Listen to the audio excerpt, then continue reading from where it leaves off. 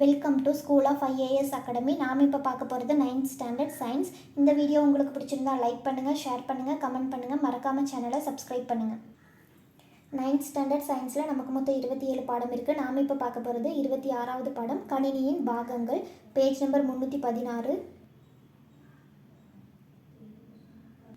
இந்த பாடத்துக்கான question and answers பார்க்கலாம். Page number 320 எடுத்துக்கோங்க.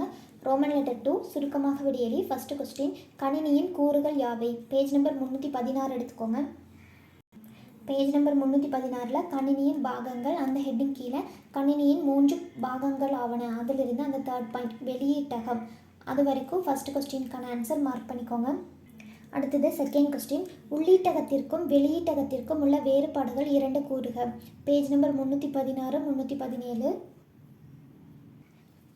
பேஜ் நம்பர் 316 உள்ளீட்டகம், அந்த ஹெட்டிங் மேலே ஃபஸ்ட்டு உள்ளீட்டகம் வெளியீட்டகம் வேறுபாடு அப்படின்னு எழுதிட்டு ஃபஸ்ட்டு உள்ளீட்டகம் அந்த ஹெட்டிங் போட்டு கணினி செயலாக்கத்திற்கு தரவுகளையும் கட்டளைகளையும் உள்ளீடு செய்வதே உள்ளீட்டகம். அது வரைக்கும் மார்க் பண்ணிக்கோங்க. இது செகண்ட் கொஸ்டினுக்கான ஆன்சர். இது ஃபஸ்ட்டு பாயிண்ட். அடுத்தது ரைட் சைடில் உள்ள செகண்ட் பேரால் விசைப்பலகை சுட்டி, அதிலிருந்து அந்த பேராகிராஃப் முடிகிற வரைக்கும் போன்றவை தான் உள்ளீட்டு கருவிகள் ஆகும் அப்படின்னு எழுதிக்கோங்க. உள்ளீட்டு கருவிகளுக்கு அப்புறம் ஆகும்னு எழுதிட்டு அது வரைக்கும் செகண்ட் பாயிண்ட் மார்க் பண்ணிக்கோங்க. அடுத்தது பேஜ் நம்பர் 317 வெளியீட்டகங்கள், அந்த ஹெட்டிங் போட்டு அந்த ஹெட்டிங் கீழே மைய செயலகத்திலிருந்து ஈரடிமான குறிப்புகள், அதிலிருந்து 4th லைனில் வெளியீட்டகம் பயன்படுகின்றது. அது வரைக்கும் ஃபஸ்ட்டு பாயிண்ட்டை மார்க் பண்ணிக்கோங்க.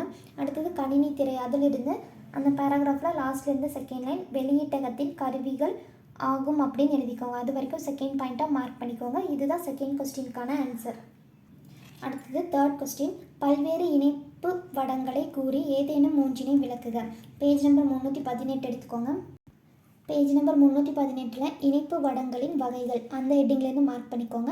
தேர்ட் கொஸ்டினுக்கான ஆன்சர். அதிலிருந்து நெக்ஸ்ட் பேஜில் ரைட் சைடில் 8 பாயிண்ட் ஈதர்நெட் இணைப்பு வடம், அந்த ஹெட்டிங் கீழே கணினியுடன் இணையவழி தொடர்பை ஏற்படுத்த ஈதர்நெட் இணைப்பு வடம் பயன்படுகிறது. அது வரைக்கும் தேர்ட் கொஸ்டினுக்கான ஆன்சர் மார்க் பண்ணிக்கோங்க.